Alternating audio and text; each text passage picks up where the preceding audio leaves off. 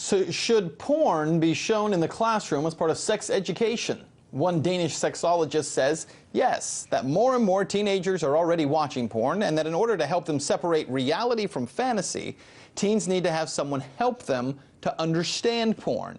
I talked earlier with adult film star Chanel Preston, who says that she, not surprisingly, believes this is a good idea. I don't think porn necessarily should be shown in the classroom, but I understand what he's doing, and I do support that. I think he recognizes that teenagers are struggling to distinguish the difference between reality and fantasy. And I think a lot of people put this odd responsibility onto pornography that we should be responsible for educating people, therefore we should depict more realistic sexual scenarios, and I find that ridiculous because we are a fantasy and that's what we're there for. So I understand what he's doing and I like it. So what exactly is he trying to do? Because it sounds to me like he's explaining that there are a lot of young people who obviously are watching porn and their parents aren't aware of it, which is certainly true. Right. And also the idea that as they're watching it, they're developing, I guess, unrealistic expectations about sex. But to your point, pornography is never realistic. It's not realistic in scenario. It's not realistic in anything that it's designed around. It's not supposed to be, right? Because if it were, it would be it would just be fairly boring. Right? It would be like what people already lived through. So they wouldn't necessarily appreciate it the same way. But if you interject that into classrooms, are you not on some level increasing the fantasy part of it and creating more unrealistic scenarios for kids? I don't see why, because they're watching it anyway. So I would rather kids watch it and have someone explain this to them versus watching it and be confused or have it be misunderstood and have them go try something that's dangerous, or I don't know. I mean, they're going to watch it regardless. So I wouldn't be concerned about it encouraging them to have unrealistic expectations of sex. As unrealistic as maybe this sounds, wouldn't it just be better for parents to talk to their kids about pornography and about the issues of pornography, since dads are probably watching it in many cases? Let's face it, they are. Right. And in some cases, in a lot of cases, moms are actually watching it too. Wouldn't it be better for them to have those conversations than just show it in a classroom? It would be so great if parents would talk to their kids about pornography. That is an ideal situation. I think it's very difficult for people to do that. How do you get that conversation started?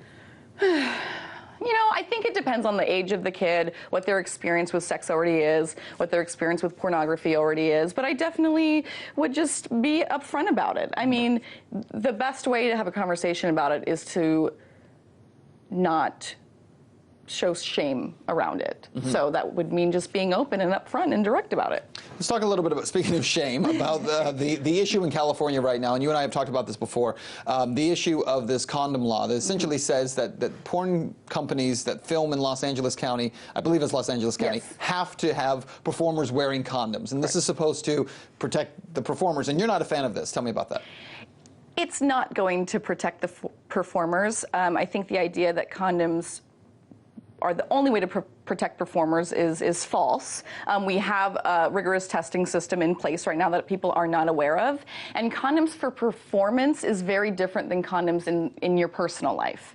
Often we're having intercourse between 30 minutes to an hour, sometimes longer, and condoms really aren't meant to withstand that length of time.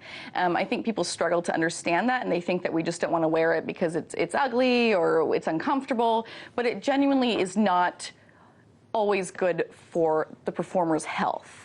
So having someone that does not understand the industry whatsoever, putting regulations on the industry, is absolutely absurd. So California right now is trying to enforce this. They don't really have any teeth to this. There's no mechanism to enforce the law there right now, right? But there is an attempt to get some kind of, I guess, a condom czar, as they're calling them, in California. How do you convey to the state what you're saying, not only about the health, but also just in terms of, if Los Angeles County creates this, doesn't the market take over and then the porn industry just move to Las Vegas or some other location? Well, that's a concern with performers, is it may move to a different location. It also could cause the industry to go underground, and that makes it dangerous for us performers. If the industry is underground and it's becoming more unregulated, then as performers we have less power, and that's what we want. It's a legitimate industry, and it protects us that way. And if they're going to put these regulations on us and cause the industry to go farther underground, then that's bad for us, and that's unsafe, and it's kind of defeats what this is for. Right, which is the whole idea is that it's going to keep you safer, right? But we argue about this on a variety of different levels, and perhaps pornography in the porn industry is a level that becomes a little more raw for people as they look at it. But I've heard you say before that performers self-regulate extremely well because it's their life and it's their livelihood, and so they do a better job than any government or law or rule that comes down from on high could do.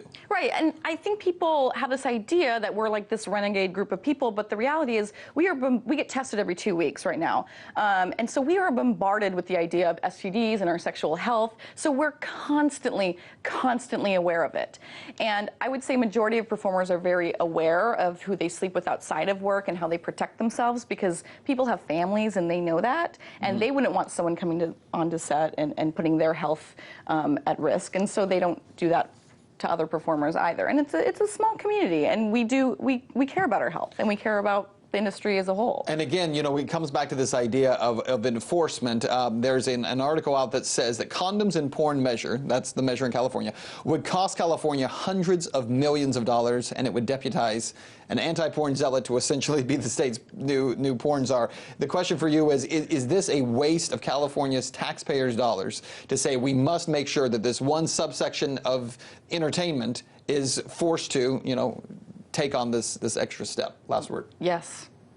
That's all I have to say. That's it. Yes. It's a waste of money. Yes. Adult film star Chanel Preston, thanks so much for your insight and your time.